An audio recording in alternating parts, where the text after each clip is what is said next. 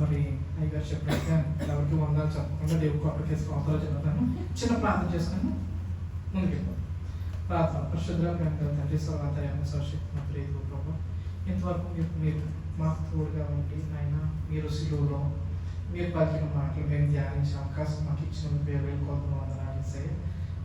ఆయన మీ సహాయం లేకపోతే మేము ఏమి చేయలేదు. మరొకసారి మీ సహాయం కోరుతూ మా ప్రార్థనలు ఆలకించి అంగీకరిస్తాను. నజరేయుని యేసు నామములో వేడుకుంటున్నాం తండ్రి, ఆమేన్. మరి మొట్టమొదటిగా ఫస్ట్ నేను అడుగుదాను, మీరు చెప్పండి.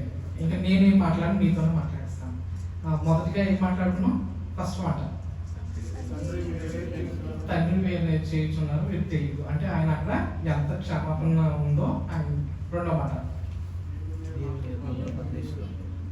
అర్థం కావట్లేదు, వినపట్లేదు. హల్లెలూయా హల్లెలూయా అందరూ. అక్కడ ఆ సిస్టర్ చెప్పినట్టుగా తను కన్ఫెస్ అయ్యాడు కాబట్టి ఆ దేవుని రాజ్యం చూశాడు కాబట్టి నేను కూడా నీతో కూడా చేస్తాను అయ్యా, నన్ను కూడా తీసుకెళ్ళిపో అన్నాడు. దేవుడు కూడా యాక్సెప్ట్ చేశాడు.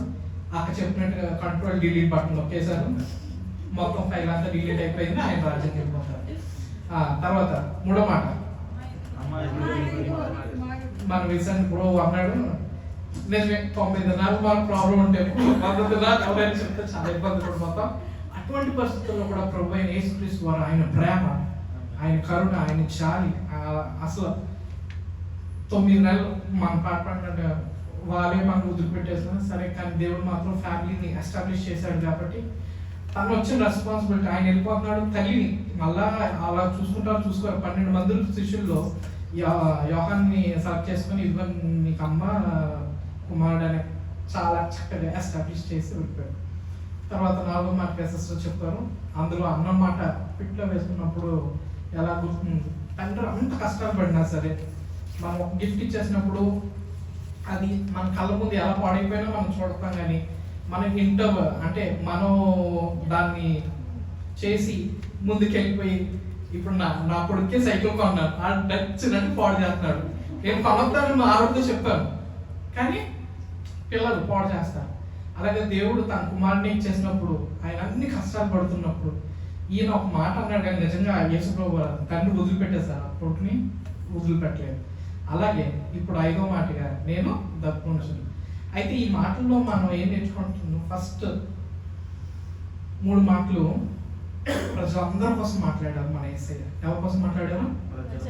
అందరి కోసం. ఫస్ట్ ఆయన ఏం చేస్తున్నారు అని తెలియదు అన్నారు, తర్వాత ఇది అన్నారు, తర్వాత అది అన్నారు. 4వ మాటకు వచ్చేటప్పటికి ఏమన్నారు? నన్ను ఎందుకు తండ్రి.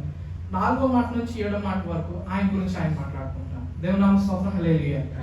నిజంగా దేవుడు ఎంత ప్రేమమయుడు. ఆయన నిజంగా మనం క్రైస్తవులు అనిపించుకోవడానికి వండర్ఫుల్. ఇంకా అదంతా వద్దు, ఇంకా వాళ్ళేంటి వీళ్ళేంటి వద్దు, కానీ దేవుడు మనల్ని ప్రేమించి మనల్ని ఆకర్షించి మనల్ని ఆయన రప్పించుకున్నాడు. వీఆర్ ఏమంటారు? సెలెక్టెడ్ పీపుల్, అదృష్టవంతులు. దేవునామ స్తోత్రం, హల్లెలూయా. క్రైస్తవులుగా మనం అయినందుకు మనం అదృష్టవంతులు. మనల్ని దేవుడు మనల్ని పేరు పెట్టి మనల్ని ఆకర్షించి ఆయన పిలుచుకున్నాడు. అయితే ఆయన ఒక మాట, ఆయన ఐ థర్స్ట్ అన్నారు కదా, ఆయన దప్పుకొనిచున్నాడు. అసలు ఆ దాహం అనగానే నాకు వెంటనే వెళ్ళిపోద్ది సమరయ స్త్రీ దగ్గరికి. కానీ ఇప్పుడు నేను సమరయ స్త్రీ గురించి మాట్లాడలేదు, కానీ చెప్తున్నా దాహం అనగానే ఆయన స్పిరిచువల్ దాహం గురించి చెప్తున్నారు. ఆయన అసలు ఏ దాహం కలిగి ఉన్నాడు?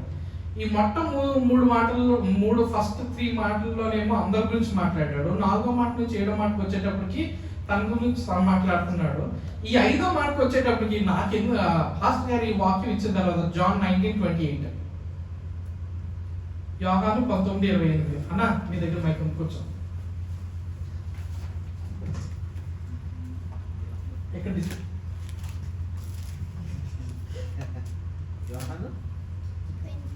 19:28.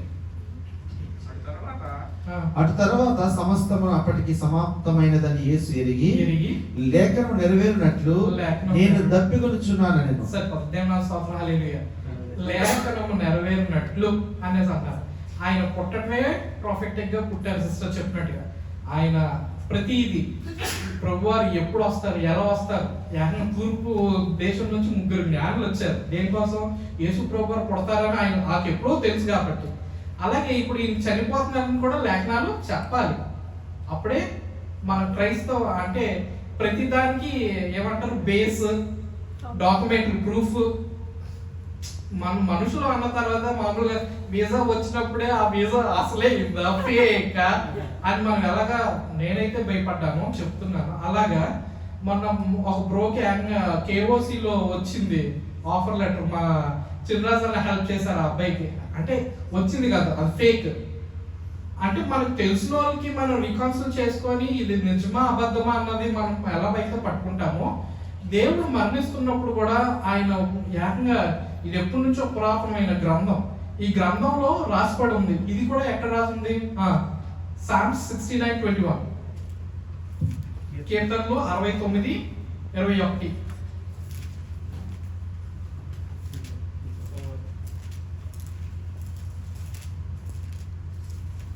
వారి చేతును నాకు ఆహారంగా పెట్టిరి, ఓకే, నాకు దప్పి అయినప్పుడు చెరకును త్రాగనిచ్చిరి. సరిపోదన్న.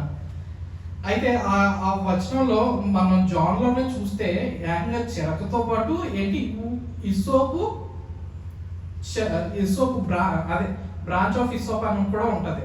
అయితే చెరక ఇప్పుడు అన్న చెప్పినట్టు మర్చిపోయిన అన్న ఆల్రెడీ వాక్యం చెప్పేశారు మనం పాస్టర్ గారు. ఏంటి కొండ మీద వెళ్తున్నప్పుడు వీళ్ళందరూ ఆ మత్తు తీసుకుంటారు, ఎందుకు? దెబ్బలు నొప్పి తెలియకుండా ఉండటానికి కోసం.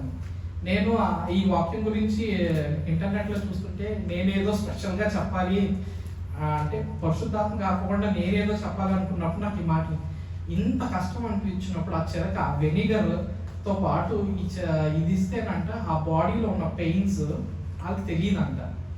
ఆయన జస్ట్ పిల్లల దగ్గర ఇలా పెట్టగానే అది నెరవేర్పు కాబట్టి ఆయన జస్ట్ తాగాడు, కానీ ఆయన అసలు అది తీసుకోలేదు. అది తీసుకుంటే మళ్ళీ మొత్తం అయిపోయి ఆ బాడీ అంతా రిలాక్స్ అయిపోతుంది.